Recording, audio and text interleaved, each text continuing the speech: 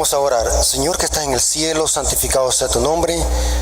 Gracias, Señor, por permitirlos en esta tarde poder reunirlos en este lugar para poder estudiar tu palabra. Te pedimos, Señor, de que bendigas a nuestros hermanos que nos están escuchando a través de las redes sociales. Te pedimos, Señor, de que este estudio que vamos a tener, su Santo Espíritu nos alumbre el entendimiento para que podamos interpretar tu palabra de una manera correcta.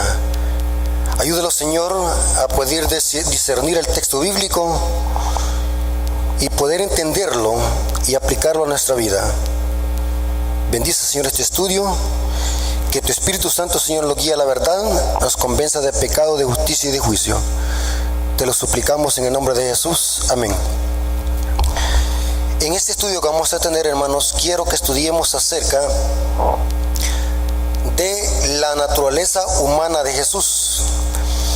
Así que vamos a iniciar el estudio de la palabra de nuestro Dios.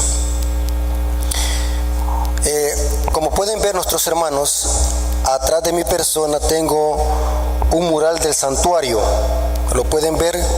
Traté de enfocar el celular y la cámara para que se pudiera ver el mural. Un mural que hace algunos años lo hice.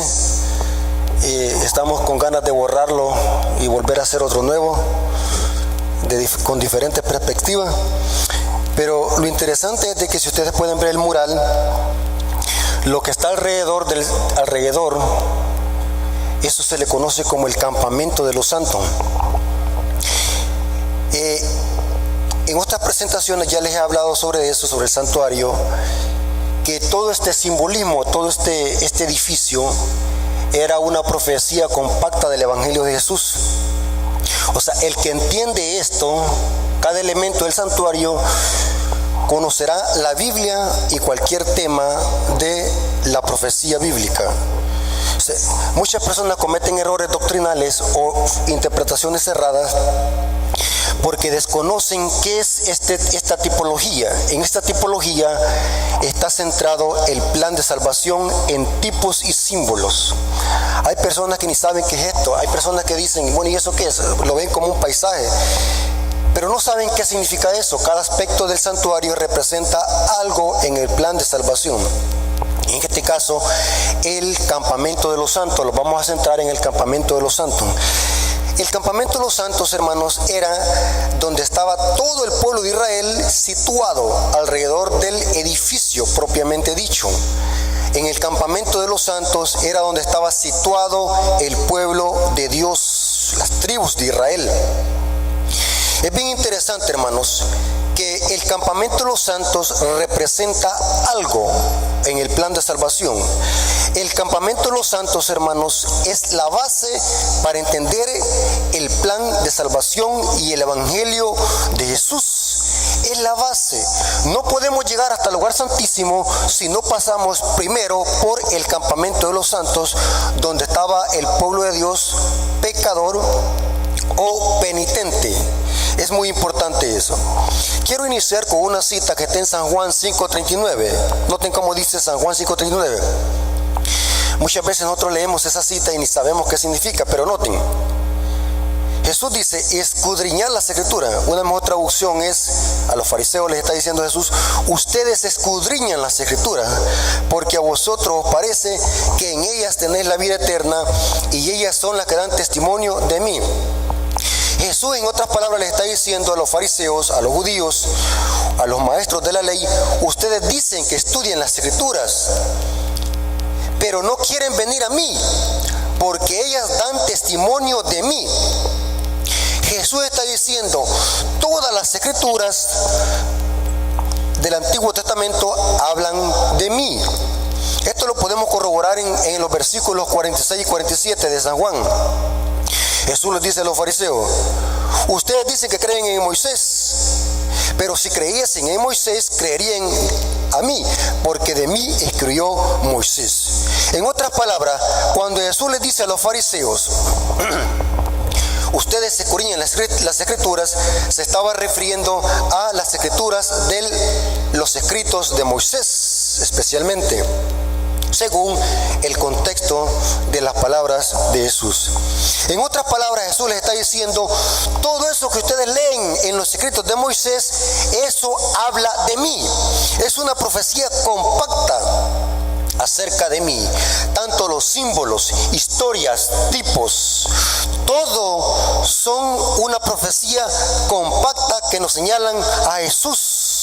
Este era el problema de los fariseos, hermanos. Los fariseos leían la Torá, leían los escritos de Moisés y nunca veían a Jesús plasmado.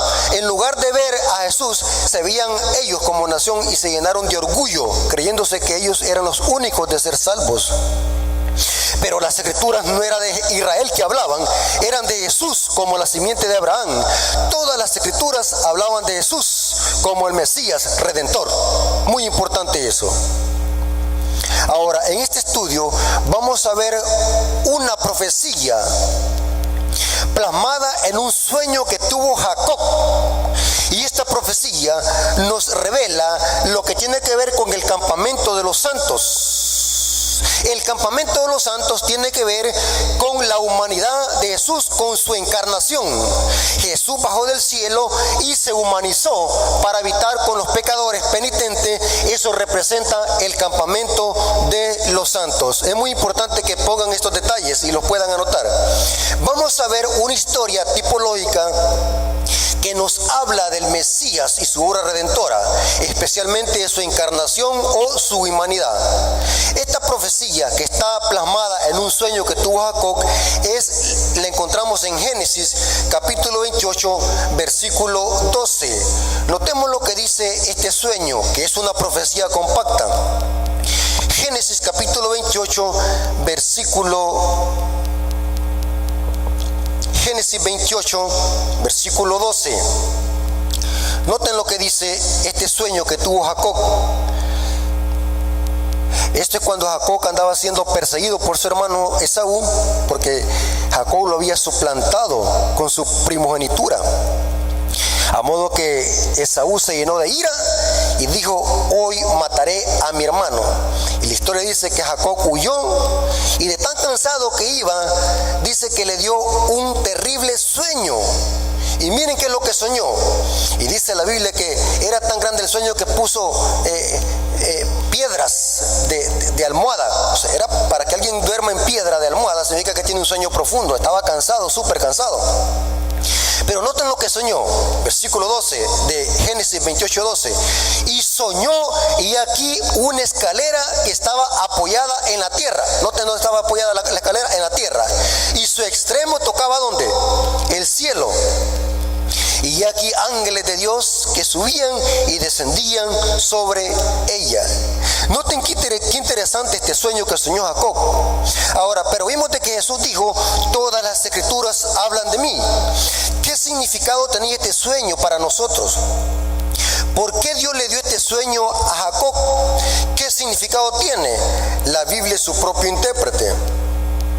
Jesús dijo qué significaba este sueño cuando hablaba con Nicodemo, Juan 1:51. Notemos qué significado tiene este sueño.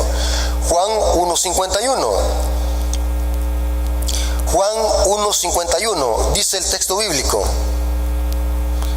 Juan 1:51. Y en realidad no es con Nicodemo que está hablando aquí, sino que es con Natanael. Juan 1:51. Y le dijo, de cierto os digo. Noten que esta es una referencia, inclusive algunas referencias de Biblia conectan esta cita con Números 28, con Génesis 28:12. Y le dijo, de cierto os digo, que aquí en adelante veréis el cielo abierto y a los ángeles de Dios que suben y descienden sobre el Hijo del Hombre. ¿Qué representa esta escalera? Representa a Jesús. Pero lo interesante es que el sueño de Jacob vio una escalera que tenía dos extremos. Un extremo que se posa en el cielo y después un extremo que se posa en la tierra. O sea, esta escalera tenía dos extremos. Pero lo interesante es que Jesús está diciendo que esa escalera representa el Hijo del Hombre. Y sobre el Hijo del Hombre descienden y suben ángeles. O sea, esta escalera representa a Jesús con sus dos extremos, porque esta escalera tiene dos extremos. Pero como vimos de que Jesús dijo, todas las escrituras hablan de mí, tenemos que saber el significado de esta escalera y sus dos extremos. Y quiero decirles, hermanos, que el sueño que tuvo Habacuc representa las dos naturalezas que tiene Jesús. ¿Y cuáles son esas dos naturalezas? El extremo de arriba de la escalera representa su divinidad. El extremo que se posa en la tierra representa su humanidad. Jesús es Dios con Dios y hombre con los hombres. Vamos a ver por lo menos dos citas. Juan 1:1. Vamos a notar el primer extremo de la escalera. Juan 1:1. Es un versículo muy conocido. Juan 1:1. Dice, Juan 1:1. En el principio era el verbo. Está hablando de Jesús, el logos, la palabra. El verbo era con Dios. ¿Y el verbo era qué? Dios. ¿Quién es este verbo del que está hablando Juan? El versículo 14 nos dice, noten que primero Juan presenta la divinidad de Jesús. Ese verbo es Dios. Jesús es Dios con Dios. Pero ahora mire, Juan presenta el otro extremo de la escalera. Versículo 4. Juan 1:14 dice, y el verbo fue hecho ¿qué? Carne. O sea, el verbo que estaba arriba con Dios bajó a la tierra y se hizo ¿qué? Carne, y habitó entre nosotros, y vimos su gloria, gloria como la del unigénito del Padre, lleno de gracia y verdad. Y quiero hablar algo muy importante sobre esta palabra habitar. Esta palabra habitar entre la cultura judía representa tabernacular.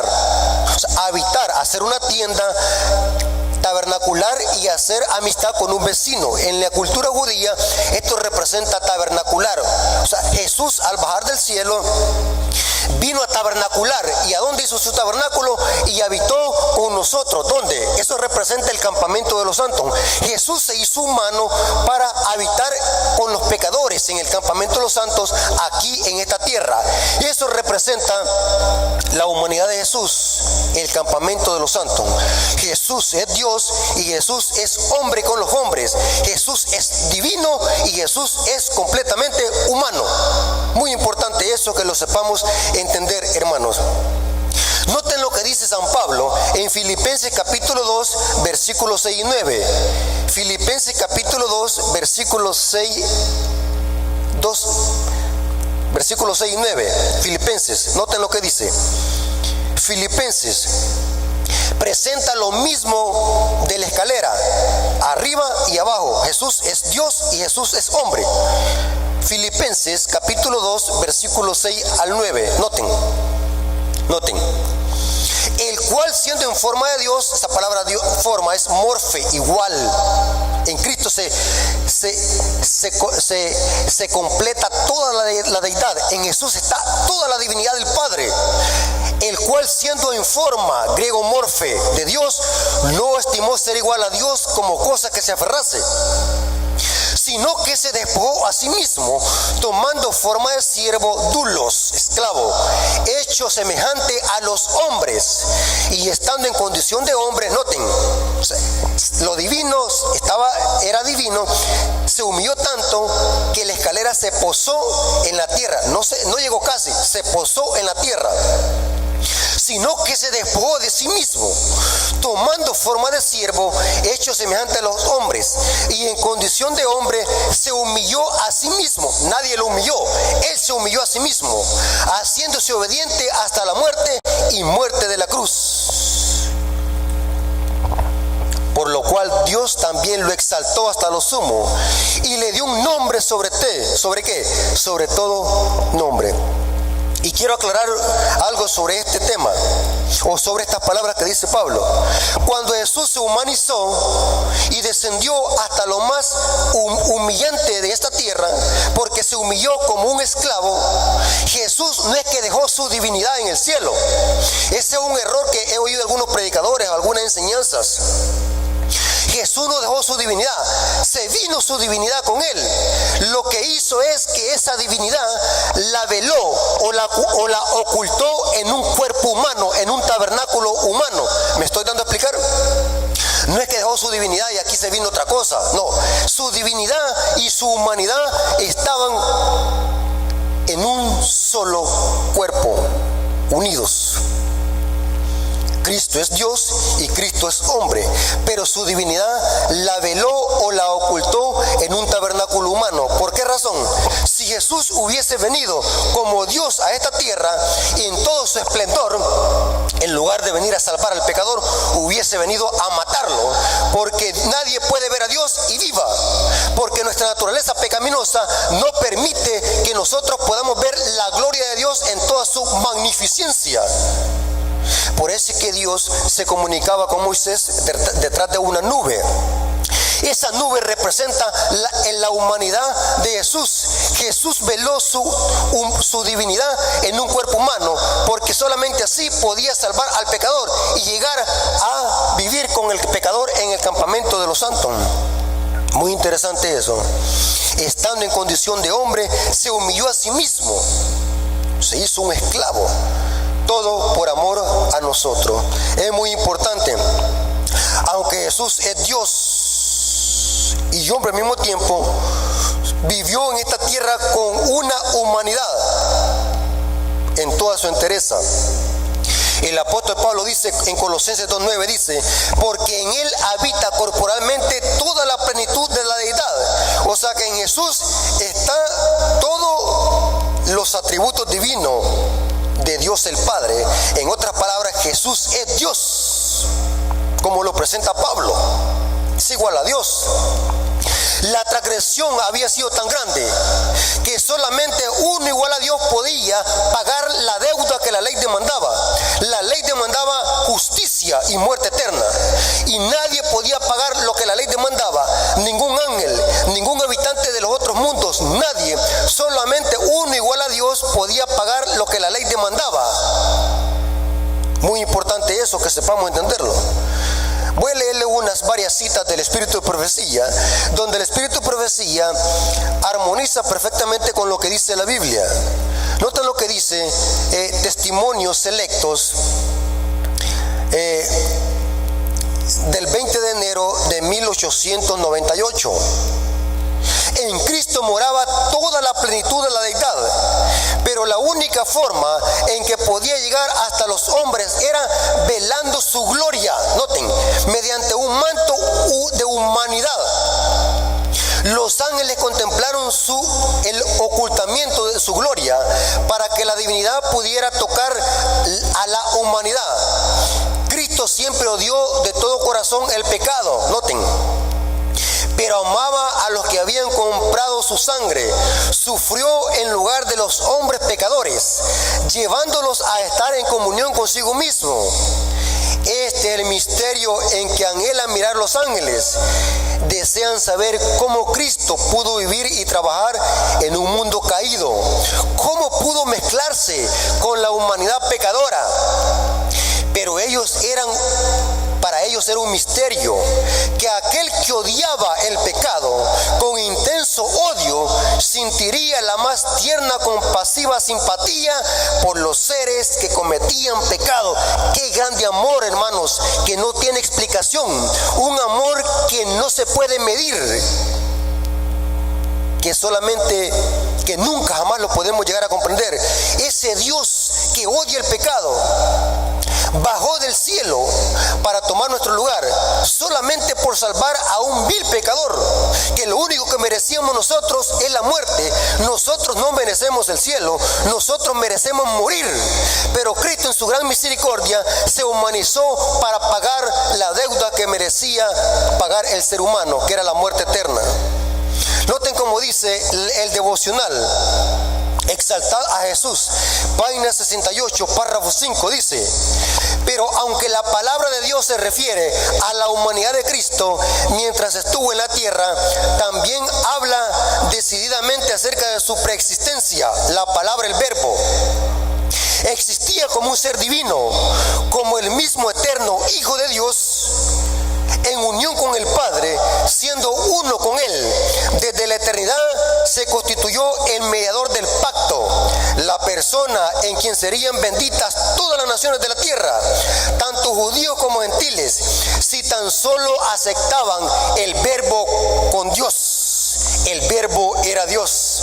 Desde antes que fueran creados los hombres o los ángeles, el verbo, la palabra, era con Dios y era Dios. Tremenda declaración de la sierva del Señor.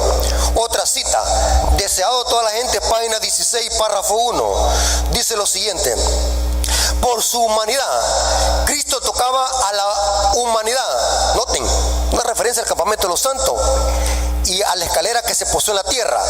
Por su humanidad, Cristo tocaba a la humanidad. Por su divinidad, se hacía del trono de Dios. Como hijo del hombre, nos dio un ejemplo de obediencia. Eso representa el campamento de los santos. Que Cristo es nuestro ejemplo de obediencia. Como hijo de Dios, Dios imparte poder para obedecer. Fue Cristo quien habló a Moisés desde la zarza en el monte Horeb diciendo: yo soy el que soy. Así dirás a los hijos de Israel: yo soy, me ha enviado a vosotros. Éxodo 3:14. Tal era la garantía de la liberación de Israel. Asimismo, cuando vino en semejanza de hombres, noten, se declaró: yo soy. El niño de Belén, el manso y humilde Salvador, es Dios manifestado en carne. 1 Timoteo 3:16. Y a nosotros se nos dice: yo soy el buen pastor, yo soy el pan de vida, yo soy el camino, la verdad y la vida. Toda potestad se me es dada en el cielo y en la tierra. Yo soy la seguridad de toda promesa. Yo soy, no tengas miedo. Son títulos de que solamente se acreditan a Dios eterno, Dios con nosotros, en la seguridad de nuestra salvación del pecado, la garantía de poder obedecer la ley de Dios. Eso representa el campamento de los santos, la humanidad de Jesús. ¿Estamos claros con eso? De que Jesús es Dios con Dios y hombre con los hombres. En Jesús están unidas las dos naturalezas, divino y humano. Muy importante eso. Ahora, viene lo siguiente que necesitamos estudiar ahora. Si Jesús es Dios con Dios y hombre con los hombres, la pregunta del millón que viene es crucial, de crucial importancia. Y quiero que usted que está oyendo esta predicación, quiero que piense antes de responder. Concéntrese, porque voy a decir algo muy interesante, que es de crucial importancia. Que Cristo es divino, estamos de acuerdo, la mayoría de iglesias están de acuerdo. Pero en la humanidad de Jesús hay una pequeña discrepancia. Y la pregunta es esta, que viene a continuación. Al humanizarse Jesús en esta tierra, ¿cuál humanidad tomó? ¿La de Adán antes de su caída o la de Adán después de su caída? Una pregunta teológica, quisquillosa, de debate. Y hay mucha tela que cortar. Hago la pregunta de nuevo. Jesús, al humanizarse en esta tierra, tomar la forma de siervo, encarnarse en esta tierra, ¿cuál humanidad tomó? ¿La de Adán antes de su caída o la de Adán después de su caída? Muy importante. Y quiero decirles algo muy importante a nuestros hermanos que me están escuchando a través del internet. Lo siguiente: siempre para cualquier tema van a haber dos posturas dentro de la iglesia. Dentro de la iglesia hay dos posturas. Una postura enseña de que Jesús tomó la naturaleza humana de Adán prelaxaria, o sea, antes de su caída. Eso significa la palabra prelaxaria. Otros dicen de que Jesús tomó la naturaleza humana de Adán post-laxaria, o sea, después de su caída. Ambas posiciones tienen sus argumentos, sus citas, muy buenos argumentos. Pero quiero decirles algo muy importante a los hermanos que me están escuchando a través del internet y los que me van a escuchar a través del canal en YouTube. Siempre cuando hay dos posturas, siempre va a haber una postura que es más profunda y más completa. Aunque la otra tenga sus argumentos, siempre va a haber una postura más profunda y más completa.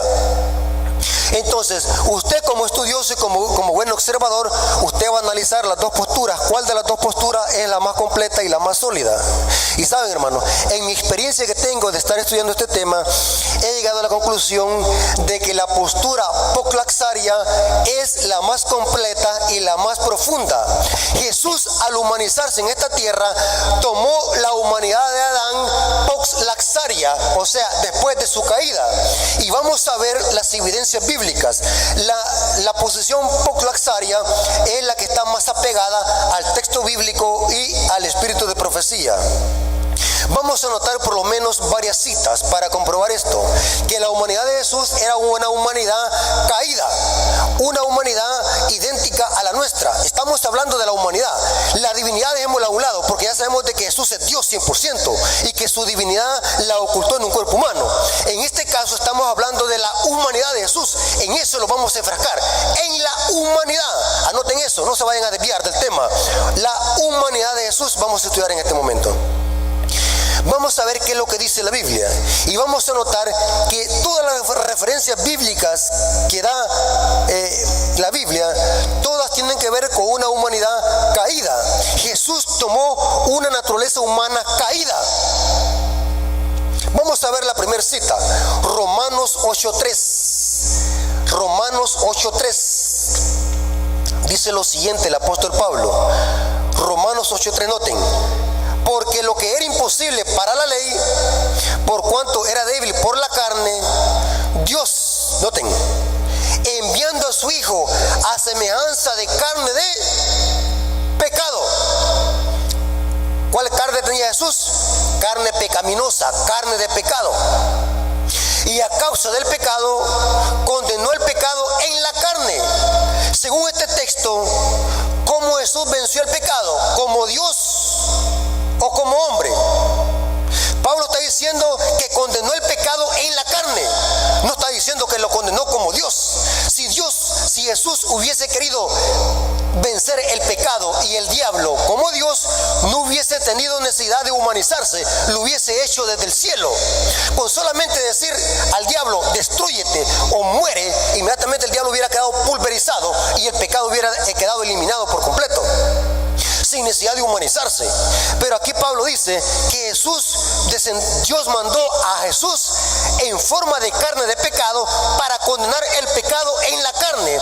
¿Y qué carne tenía Jesús? A semejanza de carne de pecado. La carne de Jesús era carne pecaminosa.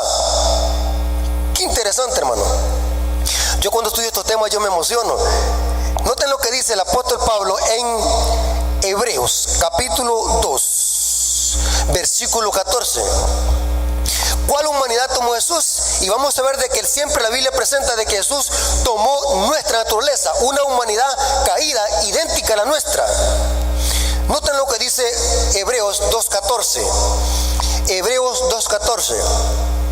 Así que por cuanto los hijos participaron de carne y sangre, noten, aquí no está hablando de su divinidad, está hablando de la humanidad.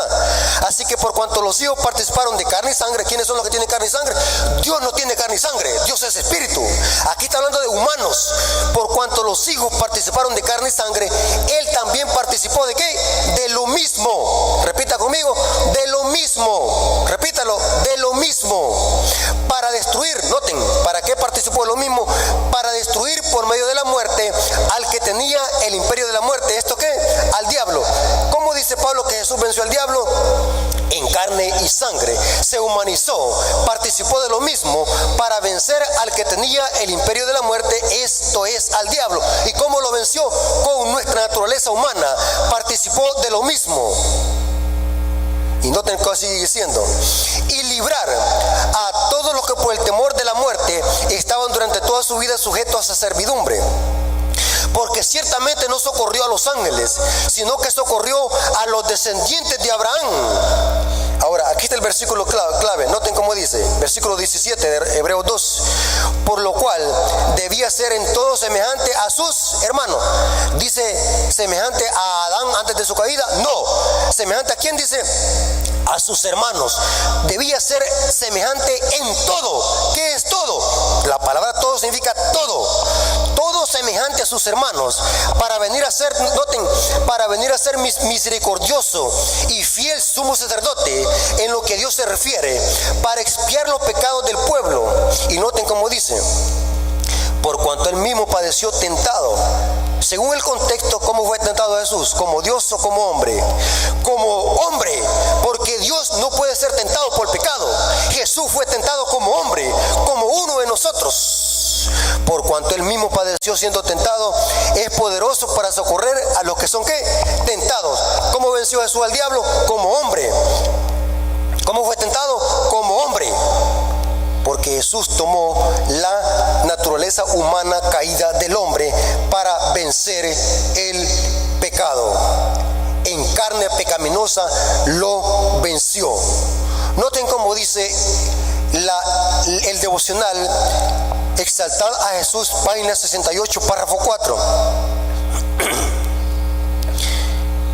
Exaltad a Jesús, página 68, párrafo 4.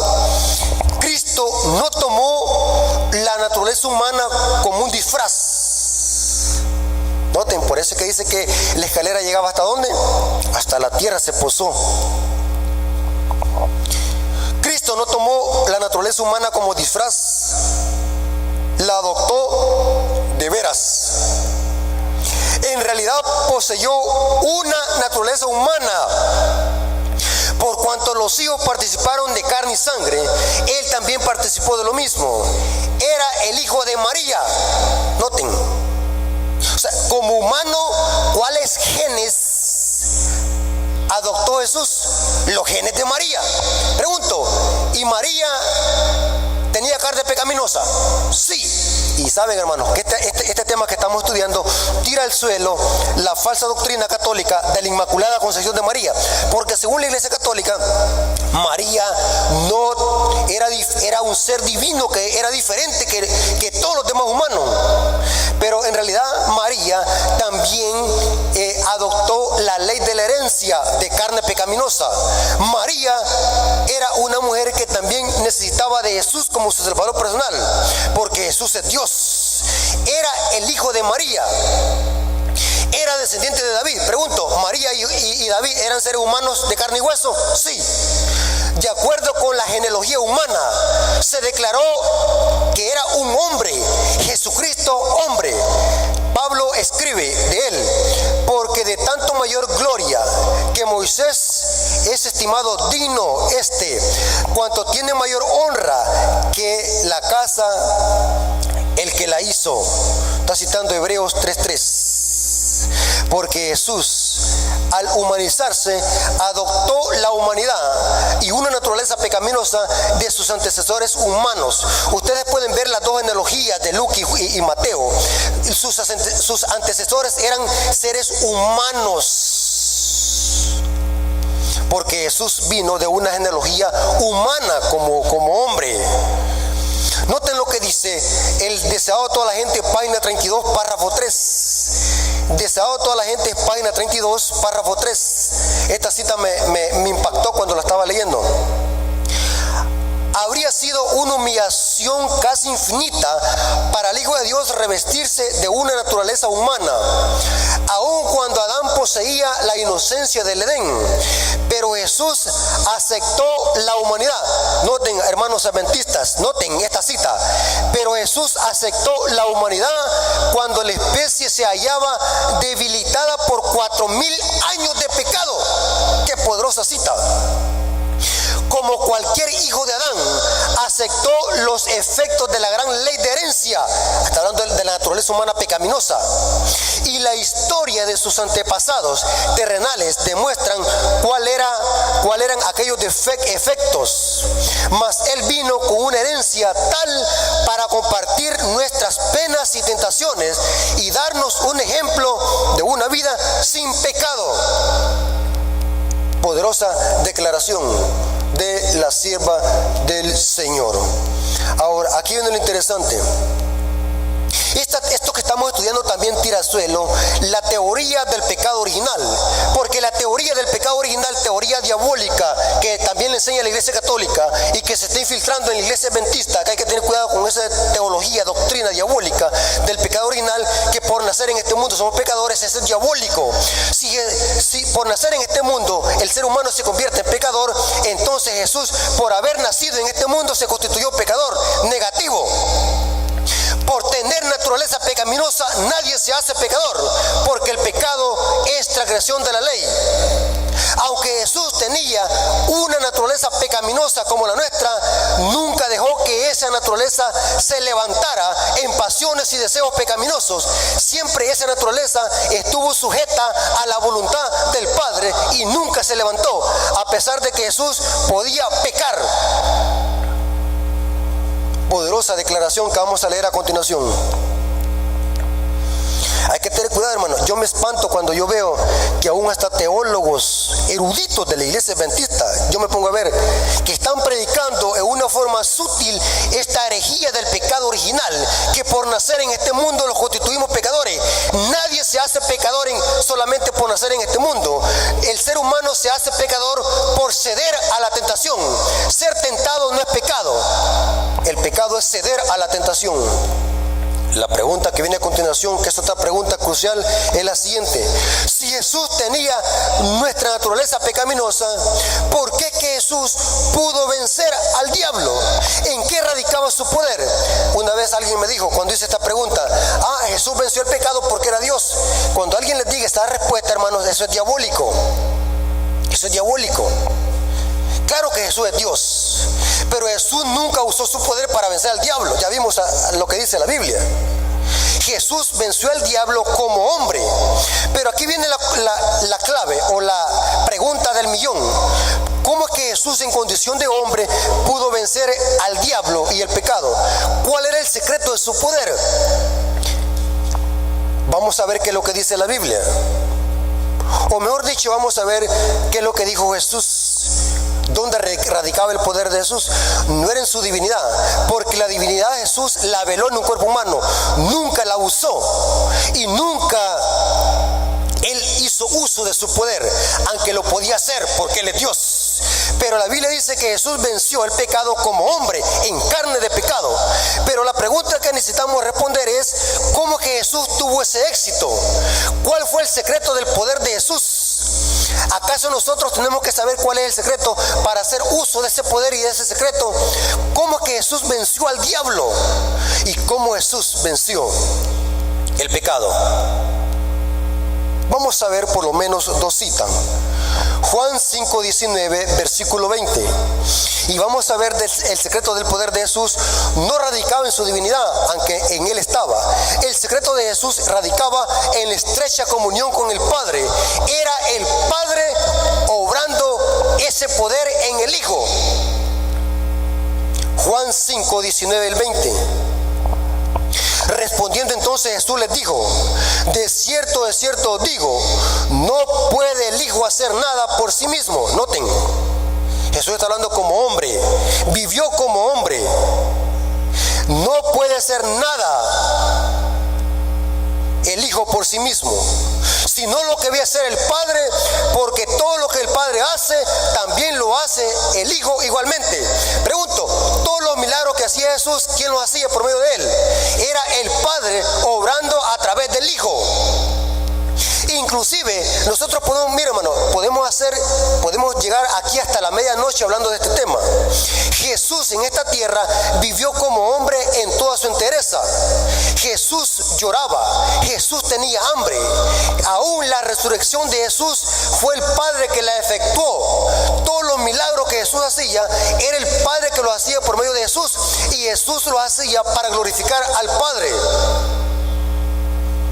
Y sigue diciendo, también lo hace el Hijo igualmente, porque el Padre ama al Hijo y Él muestra todas las cosas que Él hace, y mayores obras que estas le mostrará, de modo que vosotros os maravilléis. ¿Por qué que Jesús venció al diablo?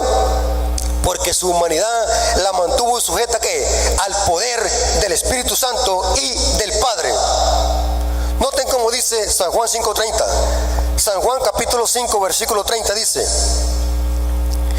no por sí mismo. ¿En qué condición está hablando Jesús aquí? Como hombre. No puedo yo hacer nada por sí mismo. Según oigo, así juzgo, y mi juicio es justo, porque no busco mi voluntad, sino la voluntad del que me envió, la del Padre. ¿Por qué es que Jesús venció al diablo? No porque era Dios, aunque en él estaba su divinidad. Jesús venció al diablo porque estaba en estrecha comunicación con el Padre. El poder provenía del Padre. Jesús estaba en esta tierra viviendo como hombre. Inclusive, hermanos, podemos profundizar tanto en este estudio que podríamos llegar hasta ver de que cuando Jesús murió en la cruz del Calvario no fue su divinidad, porque Dios es inmortal, no muere. Lo que murió en la cruz fue su humanidad. Muy importante eso. Jesús venció el pecado como hombre, dándonos ejemplo que nosotros, si también nos sometemos al poder del Padre y al poder y a la influencia del Espíritu Santo, nosotros también podemos vencer como Jesús venció. Eso representa el campamento de los santos, que Jesús es nuestro ejemplo. Muy importante eso. Ahora, vamos a ver qué es lo que dice el Espíritu de Profecía. El Espíritu de Profecía tiene decenas de citas donde la sierva del Señor presenta de que Jesús venció el pecado en una naturaleza humana pecaminosa, y esa es la garantía y la victoria de todo hijo de Adán, que si se somete a la voluntad del Padre también puede vencer, así como Cristo venció, porque el poder está en el nombre de Jesús, nuestro Señor y Salvador. Noten esta cita: Mensajes Selectos, tomo 3, página 146. Mensajes Selectos, tomo 3, página 146, párrafo 7. Noten, poderosa cita.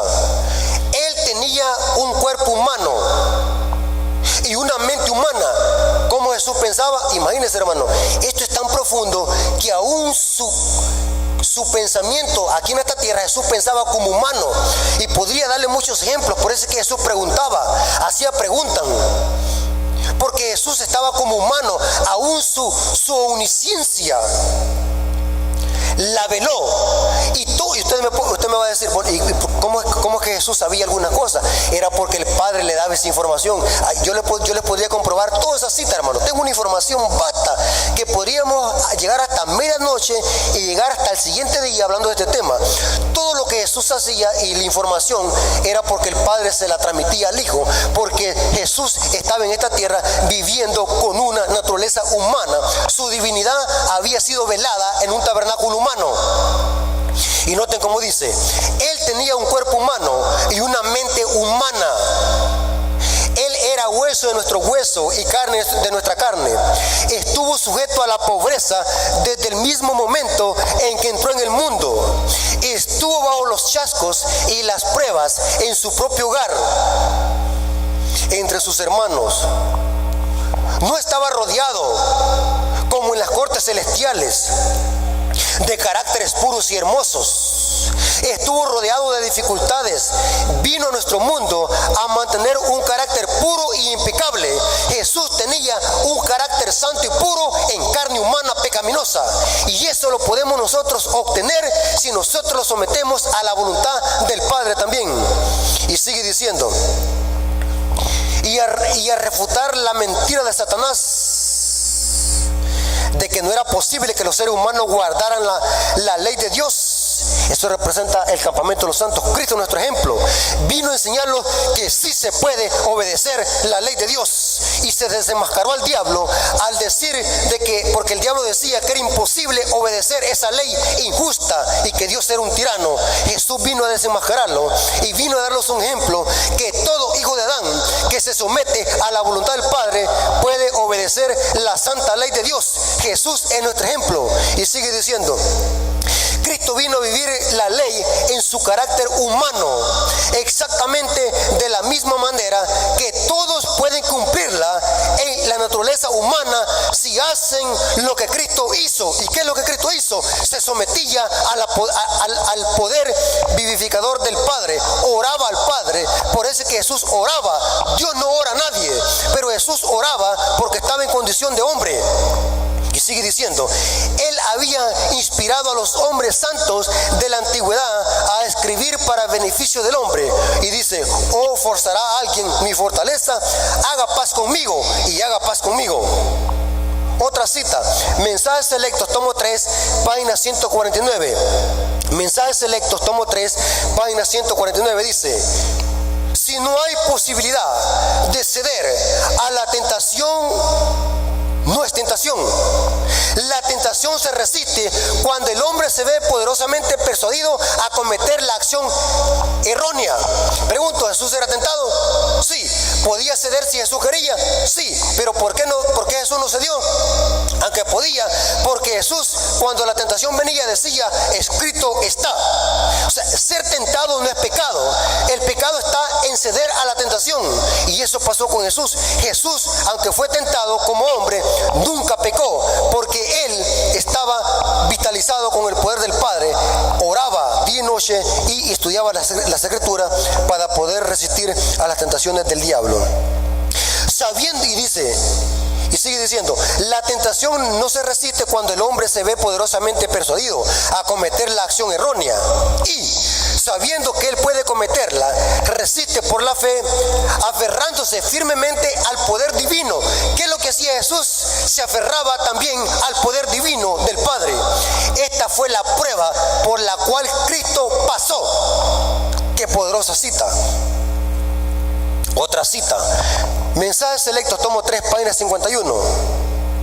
Mensajes Selectos, tomo 3, página 151 dice: aunque no tenía ninguna mancha de pecado en su carácter, condescendió en relacionar nuestra naturaleza humana caída con su divinidad. Al tomar sobre sí mismo la humanidad, honró a la humanidad. Al tomar nuestra naturaleza caída, noten cómo termina, mostró lo que ésta podría llegar a ser si aceptaba la amplia provisión que él había hecho para ello y llegaba a ser partícipe de la naturaleza divina. Podemos nosotros también vencer como Jesús lo hizo si nosotros nos sometemos a la voluntad del Padre. Otra cita, Mensajes Selectos, tomo 3, página 154. El Hijo de Dios se colocó en lugar del pecador y caminó por el mismo terreno en donde Adán pecó y soportó la tentación en el desierto, que era 100 veces más fuerte de la que alguna vez tendría que soportar la raza humana. Terrible, hermano, terrible. O sea que la tentación de Jesús en el desierto fue más poderosa que la de Adán en un paraíso puro donde había comida y que aún no había entrado el pecado, en una carne santa de Adán. Pero Jesús es bien diferente. Jesús fue tentado en una naturaleza humana caída cuando no había nada que comer en el desierto. Fue poderosamente tentado, pero Jesús venció porque el poder de Jesús estaba en estrecha comunicación con el Padre. Y sigue diciendo, y soportó la tentación en el desierto, que era 100 veces más fuerte de la que alguna vez tendría que soportar la raza humana. Noten, 100 veces más fuerte. Jesús resistió las tentaciones de Satanás de la misma manera que cualquier alma tentada puede resistir, remitiéndola al registro inspirado diciendo, escrito está. ¿Por qué venció Jesús al diablo? No porque era Dios, aunque él era. El poder de Jesús radicaba en la palabra del Padre. Escrito está. Poderosa cita. Otra cita, Mensajes Selectos, tomo 3, página 162. Cristo, el segundo Adán. Saben de que Pablo en Romanos capítulo 5 a Jesús lo compara con el segundo Adán. ¿Por qué el segundo Adán? Sencillo, porque el pecado había entrado por un hombre y la salvación tenía que venir por otro hombre. Y saben, el Espíritu Precioso dice que el diablo, al ver de que el Hijo de Dios se humanizó, tomó forma de hombre, dijo, hoy lo voy a hacer caer como hice caer al primer Adán. Y sabía el diablo, hermano, ¿usted cree que el diablo no conoce la Biblia? El diablo es el mejor erudito de las Escrituras. Sabía que Jesús había condescendido a tomar forma humana y que por nada del mundo iba a usar su poder. Jesús tendría que vencer el pecado como hombre. El diablo aprovechó esa condición para tentarlo, pero no se dio cuenta, al diablo se le olvidó que Jesús era el Hijo de Dios, que estaba estrechamente unido con el Padre, y que Jesús iba a salir victorioso porque usaría las Escrituras. El segundo Adán, Cristo, el segundo Adán, vino a semejanza de carne de pecado. En favor del hombre se sujetó al dolor. A Dios no le duele el cuerpo, pero aquí dice que Jesús se sujetó al dolor. Al cansancio, Dios no se cansa, dice Isaías, pero aquí dice que Jesús se cansó. Al cansancio del hombre, a la sed, o sea que le daba ganas de beber agua. A Dios no le da ganas de beber agua, pero a Jesús le dio ganas de beber agua. Inclusive Jesús lloraba. Dios no llora ni le salen lágrimas. Estaba sujeto a la tentación. A Dios no lo puede nadie tentar, solamente a los humanos caídos pueden ser tentados, a un ser humano. Pero no se rindió al pecado. Ninguna mancha de pecado estaba sobre él. Declaró: he guardado los mandamientos de mi Padre. ¿Por qué Jesús venció el pecado? Porque guardó los mandamientos del Padre. En mi vida terrenal, Juan 15:10, él tenía poder infinito solamente porque era perfectamente obediente a la voluntad de su Padre. Noten por qué Jesús tuvo victoria en el pecado: porque era obediente y se sujetaba a la voluntad del Padre. El segundo Adán soportó la prueba y la tentación para llegar a ser dueño de toda la humanidad. ¿Podemos nosotros hacer eso? Sí. Por eso es que Jesús nos dio nuestro ejemplo en el campamento de los santos. ¿Podemos vencer como Jesús venció? Sí, si nosotros lo sujetamos al poder del Padre, también nosotros podemos vencer. ¿Se acuerdan un versículo que Pablo dice? Todo lo puedo en Cristo que me fortalece. ¿Podemos vencer? ¿Hay alguna cosa que no podamos vencer? ¿Hay algún pecado que no se pueda vencer? En el nombre de Jesús, todo se puede vencer. El poder está en la victoria de Jesús, y Jesús es nuestro ejemplo. Noten cómo dice el libro de Judas. Judas 1:14. Ay, hermanos, lástima que por falta de tiempo no puedo extenderme en esto, pero hermano, está entrando una teoría diabólica en la iglesia que la están predicando en los púlpitos adventistas, que el ser humano va a pecar hasta que Jesús venga, que cuando Jesús venga por segunda vez viene a perdonar pecado. Esa es una doctrina diabólica. Antes de que cierre la puerta de la gracia, Dios tendrá una generación perfecta que reflejará plenamente el carácter de Cristo, dice el Espíritu de Profecía, y la Biblia también lo presenta. Eso significa estar sellado. Y saben, hermano, tengo una vasta información sobre eso, porque la doctrina del pecado original lleva un error a otro error. Cuando usted le dice a alguien que somos pecadores porque nacemos, y que un bebé desde que nace viene pecando, en otras palabras, está usted atacando todas las doctrinas de la teología adventista que tiene que ver con teología del lugar santísimo. Bueno, si nacemos pecadores, entonces Jesús por nacer en este mundo se hizo pecador, porque adoptó nuestra naturaleza pecaminosa. Entonces, si nacemos pecadores, entonces significa, hermanos, que es imposible vencer el pecado. Entonces, una prostituta o un borracho, un adúltero, no puede decir: hermano, es difícil que yo pueda dejar ese pecado porque ya nací así. Entonces yo tendría que llevarme por la fuerza, así, con ese pecado al cielo. Pero Jesús es nuestro ejemplo, que sí se puede vencer. Cualquier pecado, cualquier tendencia se puede vencer en el nombre de Jesús. Esa teoría que pecaremos hasta la venida de Jesús es una teoría diabólica que ataca el mensaje de los tres ángeles. Si usted está oyendo esta presentación, hermano y amigo, húyele a esa teoría. Es una teoría diabólica que se originó en la Iglesia Católica y la adoptaron los protestantes, y que muchos adventistas que no conocen nuestra teología y que no conocen el Espíritu de Profecía están predicando esta falsa doctrina del pecado original. Antes de que Jesús venga, antes de que se cierre la puerta de la gracia, Dios tendrá un pueblo sin mancha y sin arruga. Lo que viene a hacer Jesús cuando viene por segunda vez, no viene a perdonar pecado, viene a cambiar nuestra naturaleza humana pecaminosa, que eso no es pecado, y que transformará nuestros cuerpos corruptibles e incorruptibles. Muy importante eso. Y este es otro tema, hermanos.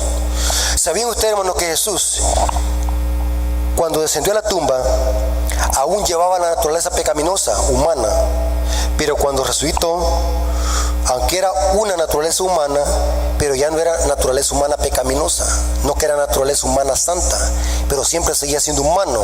Tengo un estudio profundo sobre eso basado en Lucas capítulo 23, 24, donde Jesús se les apareció a los discípulos y se les dijo: yo soy humano, toquen mi cuerpo, y hasta comió. Porque Jesús, según el Espíritu de profecía y las referencias bíblicas, Jesús por la humanidad, por la eternidad, será un humano por la eternidad. Qué gran amor para con nosotros. Jesús es nuestro ejemplo y nuestra garantía, que si también nosotros nos sujetamos a la voluntad del Padre, nosotros podemos vencer en su nombre. Noten lo que dice Judas 1:24, y con esta cita quiero terminar. Judas 1:24: y aquel que es poderoso para guardarlos sin caída y presentaros sin mancha delante de su gloria, de su gran gloria. El único sabio. Noten, hay poder en Jesús. Hay poder en Jesús para vencer el pecado. Hay poder en Jesús para vencer cualquier tendencia. Sí. Aquí dice: para guardarlos sin caída y presentarlos sin mancha delante de su gloria con gran alegría. Al único sabio y nuestro Salvador sea la gloria, majestad e imperio y potencia, ahora y por todos los siglos. Amén. ¿Hay victoria en Jesús? Sí. En Jesús está la garantía de nuestra salvación, porque Jesús nos dio un ejemplo que todo hijo de Adán que se somete a la voluntad del Padre puede vencer el pecado y serle fiel a Dios, aún viviendo en este mundo en una generación perversa y maligna. Jesús es nuestra garantía, Jesús es nuestro ejemplo, para que en el nombre de Jesús se doble toda rodilla de los que están en el cielo, en la tierra y debajo de la tierra. A Él sea la honra y la gloria por los siglos de los siglos. Amén. Dios les bendiga, hermanos, y hasta aquí ha llegado este estudio. Vamos a orar para terminar. Señor que estás en el cielo, gracias por tu palabra, gracias porque nos hemos dado cuenta a la luz de la Biblia y el Espíritu profecía que tú por amor a nosotros te hiciste humano para darnos un ejemplo de victoria, que todo hijo de Adán, por muy deplorable que sea su condición, que si se somete al poder vivificador del Padre, podemos vencer a Satanás y sus huestes.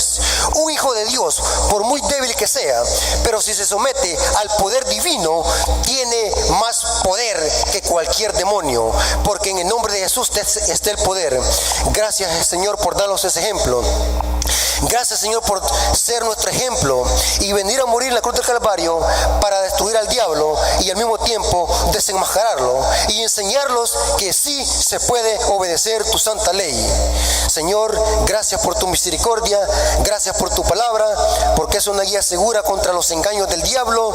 Ayúdalo, Señor, a que podamos estar en contacto con usted, que no lo podamos soltar de su mano y que en el nombre de Jesús podamos vencer cualquier debilidad y cualquier tentación. Pues te lo suplicamos en el nombre de Jesús. A Él sea la honra y la gloria por los siglos de los siglos. Amén. Dios les bendiga, hermanos y amigos, y la honra y la gloria sea por nuestro Dios. Dios les bendiga. Un saludo desde El Salvador.